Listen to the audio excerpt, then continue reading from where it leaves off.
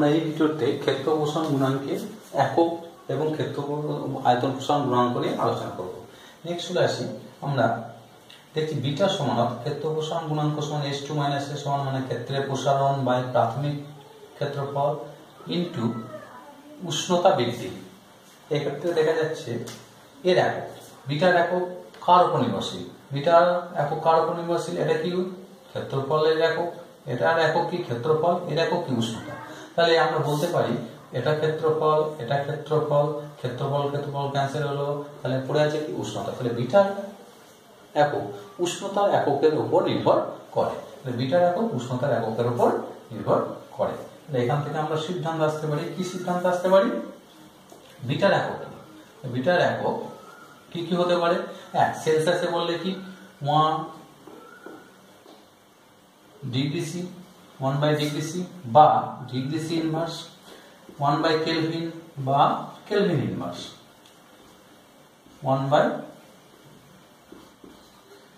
1/ডিগ্রি Fahrenheit বা degree Fahrenheit inverse. এগুলো bitter একক। নেক্সট চলে আসি আমরা আয়তন প্রসারণ গুণাঙ্ক। এরপরে কি আলোচনা করব? আয়তন প্রসারণ গুণাঙ্ক।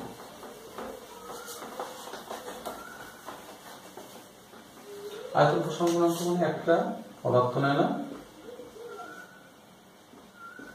আমি একটা নির্দিষ্ট শেপে নিলাম, এর আয়তন V1, উষ্ণতা T1। তাহলে T1 ডিগ্রি উষ্ণতায় আয়তন V1, একে কিছু পরিমাণ তাপ দিলাম, তাপ দেওয়ার ফলে কি হবে? এর প্রসারণ ঘটবে।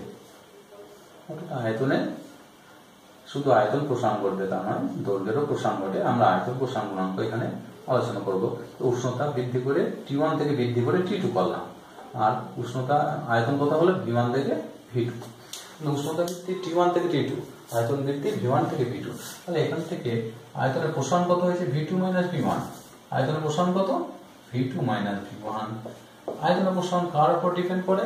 আয়তনের প্রসারণ প্রাথমিক আয়তনের সমানুপাতিক যখন আদার্স যে কোয়ান্টিটি আছে সেটা ধ্রুবক থাকে, 1 নম্বর। 2 নম্বর, আয়তন প্রসারণ উষ্ণতা বৃদ্ধির সমানুপাতিক। একই রকম ভাবে তিনটে প্রসারণ, যে কঠিন ক্ষেত্র দৈর্ঘ্য প্রসারণ, দৈর্ঘ্য প্রসারণ, ক্ষেত্র প্রসারণ এবং আয়তন প্রসারণের তিনটে পদ্ধতি একই রকম। অর্থাৎ আয়তন প্রসারণ V2 - V1 is V1 into T2 - T1। তারপর V2 - V1 সমান ধ্রুবক পাবো যাকে গামা বলবো, gamma into V1 into T2 - T1। তাহলে গামা একে বলবো প্রথমত সমানুপাতিক ধ্রুবক। এই ধ্রুবকটা প্রত্যেক পদার্থের ক্ষেত্রে আলাদা হয়, সেই আর আয়তনের ক্ষেত্রে এই ধ্রুবকের নাম দেবো আয়তন প্রসারণ গুণাঙ্ক। তাহলে গামা সমান, গামা কি? আয়তন প্রসারণ গুণাঙ্ক। তাহলে গামা সমান কি হবে? V2 - V1 by V1 into T2 - T1। ব্যাস, এটা হলো গামা। এইখান থেকে আয়তন প্রসারণ গুণাঙ্কের রাশিমালা। এই ইকুয়েশন থেকে আমরা গামা সংজ্ঞায়িত করতে পারি। V1 মানে কত? একক আয়তনে। অর্থাৎ এটা যদি এর আয়তন যদি 1 মিটার হয়, ধরুন না এটা একটা কিউব, এর আয়তন 1 মিটার, সরি 1 মিটার, এর আয়তন 1 মিটার, 1 মিটার কিউব। একে উষ্ণতা 1 ডিগ্রি বৃদ্ধি করলাম এখান থেকে, এবং এর আয়তন দাঁড়ালো 1.02 মিটার কিউব। তাহলে ছিল 1 মিটার কিউব, হলো 1.02। এই 02, এই যে 0.02 বৃদ্ধি পেল, এই 0.02 কে বলবো এই পদার্থটা আয়তন প্রসারণ গুণাঙ্ক। ব্যাস, তাহলে একক সংজ্ঞাটা গামা, আয়তন প্রসারণ গুণাঙ্ক গামার সংজ্ঞা কি? একক আয়তনে কোনো কঠিন পদার্থে একক ডিগ্রি উষ্ণতা বৃদ্ধি করলে আয়তনের যে প্রসারণ হয় তাকে আয়তন প্রসারণ গুণাঙ্ক বলবো। নেক্সট চলে আসে, আমরা কঠিন পদার্থের সব ধরনের দৈর্ঘ্য প্রসারণ, ক্ষেত্র প্রসারণ এবং আয়তন প্রসারণ, 3 প্রকার প্রসারণ এবং তাদের গুণাঙ্কের আলোচনা করে দিলাম। আমরা কি কি মনে রাখবো? 3টে ক্ষেত্রে যদি একসঙ্গে সামারি করি, সামারি করলে তাকে এরকম দাঁড়াচ্ছে 3টে প্রসারণের সংজ্ঞা।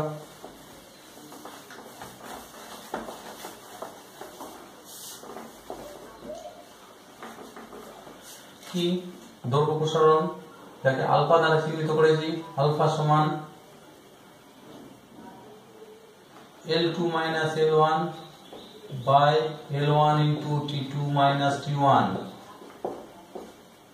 দৈর্ঘ্য প্রসারণ গুণাঙ্ক ক্ষেত্রফল প্রসারণ গুণাঙ্ক কি ক্ষেত্রফলের প্রসারণ S2 minus S1 by প্রাথমিক ক্ষেত্রফল S1 into উষ্ণতা বৃদ্ধি T2 minus T1 গামা অর্থাৎ আয়তন প্রসারণ গুণাঙ্ক আয়তনের পরিবর্তন মানে আয়তনের প্রসারণ বা প্রাথমিক আয়তন ইনটু T2 minus T1 উষ্ণতা বৃদ্ধি তিনটে ক্ষেত্রে একই রকম এর যে একক কি একক যদি বলে মানে সিজিএস একক কি degree C 1 by degree C এর একক হবে 1 বাই ডিগ্রি সি এর একক 1 বাই ডিগ্রি সি এর একক 1 বাই ডিগ্রি সি যদি কেলভিনে বলি 1 বাই কেলভিন অর্থাৎ কেলভিন ইনভার্স এর কেলভিন ইনভার্স ফারেনহাইট বলে 1 বাই ফারেনহাইট বা ফারেনহাইট ইনভার্স 1 বাই ফারেনহাইট বা ফারেনহাইট ইনভার্স প্রত্যেকের একক একই ওদের সূত্রগুলো প্যাটার্নটা একই অর্থাৎ এদের ইকুয়েশনের প্যাটার্নগুলো একই এরা উষ্ণতার এককের উপর নির্ভর করে দৈর্ঘ্যের একক বা ক্ষেত্রফল একক বা আয়তন এককের উপর এরা নির্ভর করে না নেক্সট আসি এই আলফা বিটা গামার মধ্যে সম্পর্ক যদিও তোমাদের সিলেবাসে এটা নেই সরাসরি সম্পর্কটা প্রতিষ্ঠা নেই আলফা সমান বিটা বাই 2 এই সমান গামা বাই 3 এগুলো একটু নোট ডাউন করে নাও এগুলো নোট করে নাও আলফা সমান বিটা বাই 2 সমান গামা বাই 3 দেখা যাবে অনেক সময় এটাকে রেশিও আকারে দেয় alpha is to beta is to gamma কত হবে alpha is to beta is to gamma কত হবে আমরা যদি দেখি এইভাবে তাহলে আলফা জায়গায় কত লিখবো এটা হবে তোমার 1 is to 2 is to 3 1 is to 2 is to 3 তাহলে প্রসারণ গুণাঙ্কের দিক থেকে এটা দেখা যাচ্ছে আয়তন প্রসারণ গুণাঙ্কের মান সবথেকে বেশি তার থেকে কম হচ্ছে ক্ষেত্র প্রসারণ গুণাঙ্ক সবথেকে কম দৈর্ঘ্য প্রসারণ গুণাঙ্ক এটাই স্বাভাবিক দৈর্ঘ্য একটা ক্ষেত্রফলে কি দুই দিকে দৈর্ঘ্য প্রস্থ দুটোই বৃদ্ধি পায় দৈর্ঘ্য বৃদ্ধি পায় প্রস্থ বৃদ্ধি পায় সেই জন্য ক্ষেত্র প্রসারণ গুণাঙ্কের মান আলফা থেকে বেশি আবার আয়তন প্রসারণ দৈর্ঘ্য প্রস্থ এবং উচ্চতা তিনটেই বৃদ্ধি পায় এই অংশটা হলো আমরা এখন যা করলাম কঠিন পদার্থের প্রসারণ এর পরের প্রসারণটা আসবো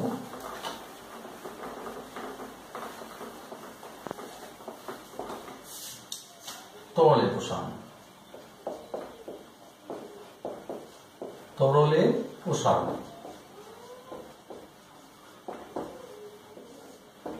আমরা যে অনুভব করবো ফিজিক্স হচ্ছে অনুভবের জায়গা সঠিক অনুভবটা করলে ফিল করলে তাহলে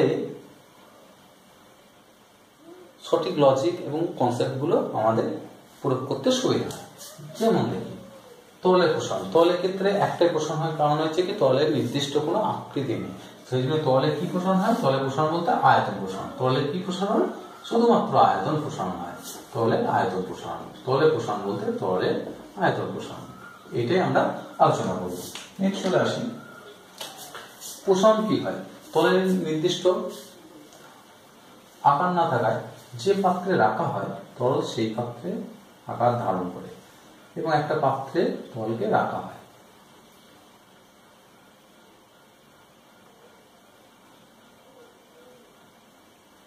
না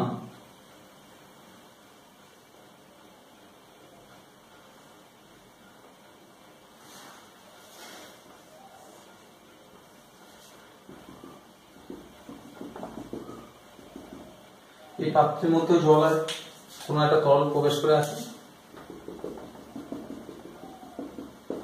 সরু নলে এবং তরলটা এই পর্যন্ত উঠে আছে এই বিন্দু পর্যন্ত উঠে আছে এই বিন্দু পর্যন্ত উঠে আছে এবং এই পাত্রটাকে আমরা একটা বড় পাত্রের মধ্যে রাখা হয়েছে এবার এই পাত্রটাকে উত্তপ্ত তাপ দেওয়া হচ্ছে এটা যদি তাপ দিই তাহলে তাপ গ্রহণ করবে এই তরল অংশ তাপ গ্রহণ করবে এই তরলের পর এই যে পাত্রে এই তরলটাকে রাখা হয়েছে সেই পাত্রটা প্রথম অবস্থান ছিল এই তরলের অবস্থান ছিল যখন এই তাপ দিতে শুরু করলাম দেখা যাচ্ছে এটা নেমে এইখানে চলে এলো তরলটা এখান থেকে নেমে এখানে এলো না বি বিন্দুতে কেন এলো এ থেকে বি কেন এলো প্রথম তাপ কে গ্রহণ করছে এই পাত্রের মধ্যে কে তাপ গ্রহণ করছে পাত্রটা তাপ গ্রহণ করছে পাত্রটা যেই তাপ গ্রহণ করছে তার প্রসারণ হচ্ছে যেই প্রসারণ হচ্ছে তরল কি তরলে এই অবস্থান থেকে বি অবস্থানে নেমে এলো অর্থাৎ এই অবস্থান থেকে বি অবস্থানে যে নেমে এলো অর্থাৎ তরলের আয়তন মনে হচ্ছে হ্রাস পেল কেন হ্রাস পেল পাত্রটা প্রসারণ হয়েছে। এরপরে কি হবে, পাত্রে প্রসারণ হয়ে গেছে, তখন এই পাত্র থেকে তাপ এই তরলকে দিতে থাকবে, সেই তরল কি হবে, সেই তরল প্রসারণ হবে, সেই তরলে তখন থেকে যাবে আবার এই তরল এখান থেকে বি থেকে উঠে সিতে গেল, বি থেকে উঠে সিতে গেল। এখান থেকে আমরা দেখতে পাই তাহলে এ থেকে বি কার প্রসারণ, পাত্রের প্রসারণ। তাহলে এ টু বি মানে এবি কার প্রসারণ, এবি হলো পাত্রের প্রসারণ, পাত্রের প্রসারণ। আচ্ছা, বি থেকে সি কার প্রসারণ, তরলের প্রসারণ। বি থেকে সি কার প্রসারণ, তরলের প্রসারণ।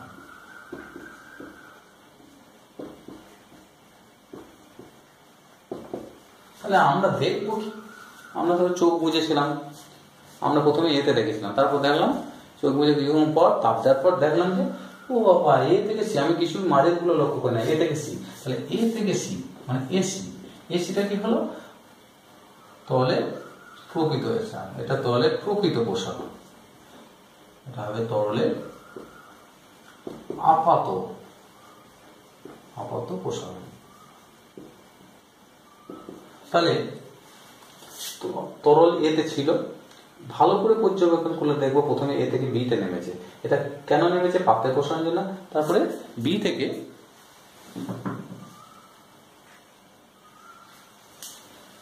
থেকে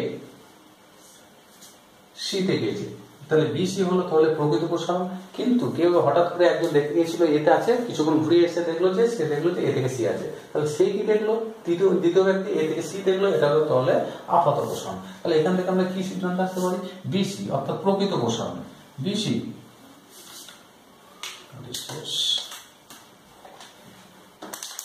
অর্থাৎ বিসি সমান কি লিখতে পারি, বি থেকে সি এবি প্লাস এসি অর্থাৎ প্রকৃত প্রসারণ। আমি প্রকৃত প্রসারণ সমান এবি কি, এবি হচ্ছে পাত্রের প্রসারণ,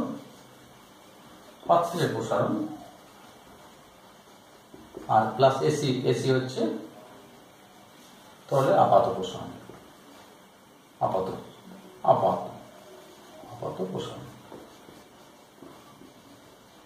ব্যাস, এখান থেকে আমরা প্রকৃত প্রসারণ সমান পাত্রের প্রসারণ প্লাস আপাত প্রসারণ। তরলের নিজস্ব প্রসারণ কোনটা, তরলের নিজস্ব প্রসারণ হচ্ছে তরলের প্রকৃত প্রসারণ, প্রকৃত প্রসারণটা হচ্ছে তরলের নিজস্ব প্রসারণ। তাহলে এখান থেকে দুই প্রকার গুণাঙ্ক পাবো, আপাত প্রসারণ গুণাঙ্ক আর প্রকৃত প্রসারণ গুণাঙ্ক এবং আপাত প্রসারণ গুণাঙ্ক। এই দুই প্রকার গুণাঙ্ক আমরা এখানে নির্ধারণ করব।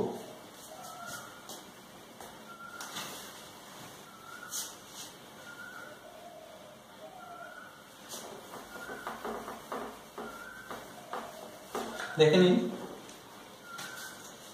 আপাত প্রসারণ গুণাঙ্ক। প্রথমত প্রকৃত প্রসারণ গুণাঙ্ক। প্রকৃত প্রসারণ গুণাঙ্ক তরলকে প্রথমত দেখব, তরলের প্রসারণ আর পাত্রের প্রসারণ,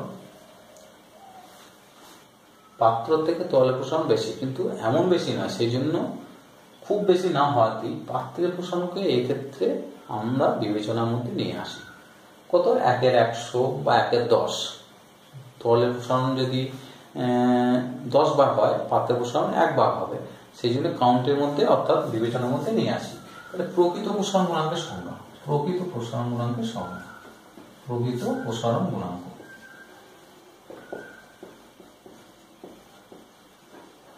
প্রকৃত প্রসারণ গুণাঙ্কের সংজ্ঞা, প্রকৃত প্রসারণ গুণাঙ্ক যেহেতু তরলে আপাত রিয়াল আর দ্বারা কিচ্ছু নয়। তরলে কি আপাত প্রসারণ, প্রকৃত প্রসারণ কত, বি থেকে সি, অর্থাৎ আমি যদি বলি ভিটি মাইনাস ভিও, অর্থাৎ তরলে 0 ডিগ্রি উষ্ণতায় আয়তন ধরে নাও, যখন 0 ডিগ্রি আয়তন হচ্ছে V0, যখন T ডিগ্রি তখন আয়তন VT, তখন প্রকৃত আয়তন VT। তাহলে VT মাইনাস V0 বাই প্রাথমিক আয়তন into T minus 0, T minus 0, that means কি VT minus V0 by V0 into into T. এটা হলো প্রকৃত প্রসারণ গুণাঙ্কের সংজ্ঞা। তাহলে কোনো তরলের 0 ডিগ্রি সি উষ্ণতায় থেকে কোনো তরলে উষ্ণতা 0 ডিগ্রি সি থেকে 1 ডিগ্রি বৃদ্ধি করলে একক আয়তনে তরলে যে প্রসারণ হয় তাকে তরলের প্রকৃত প্রসারণ গুণাঙ্ক বলবো। তাহলে তরলের উষ্ণতা 1 ডিগ্রি বৃদ্ধি করতে 0 ডিগ্রি উষ্ণতার যে আয়তন আছে, প্রাথমিক আয়তনে যে প্রসারণ হয় তাকে প্রকৃত প্রসারণ গুণাঙ্ক, অর্থাৎ ভাবি এটা সমান 1, অর্থাৎ প্রাথমিক আয়তন 1, অর্থাৎ একক প্রাথমিক আয়তন উষ্ণতা বৃদ্ধি 1। তাহলে 0 ডিগ্রি উষ্ণতায় প্রাথমিক আয়তন 1 এবং উষ্ণতা বৃদ্ধি 1 হলে যে প্রসারণ হয় তাকে প্রকৃত প্রসারণ গুণাঙ্ক বলবো। এরপরে চলে আসে আপাত প্রসারণ গুণাঙ্ক। একইভাবে আপাত প্রসারণ গুণাঙ্ক, আপাত প্রসারণ গুণাঙ্ক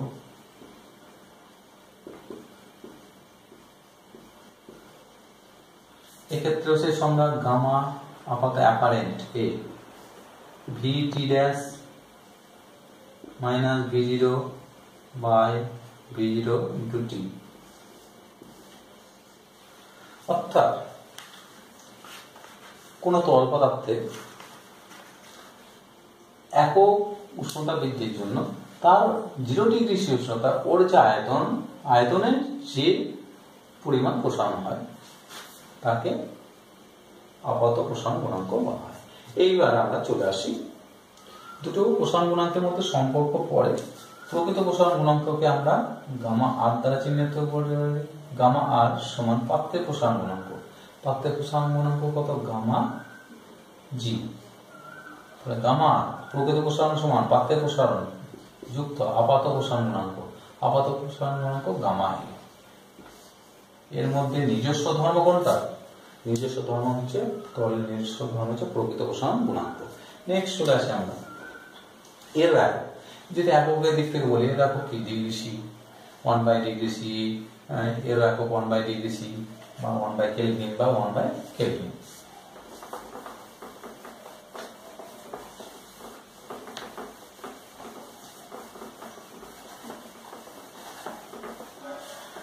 এবার আছে গ্যাসীয় প্রসারণ। নেক্সট আছে গ্যাসের প্রসারণ। গ্যাসের প্রসারণ, গ্যাসের প্রসারণ আমরা যদি দেখি, গ্যাসের গ্যাস আছে, এটা হচ্ছে একটা গ্যাসীয় ঢাকনা, পাত্রের ঢাকনা, পাত্রের ঢাকনা গ্যাস আছে। এই গ্যাসকে যদি আমরা তাপ দিই,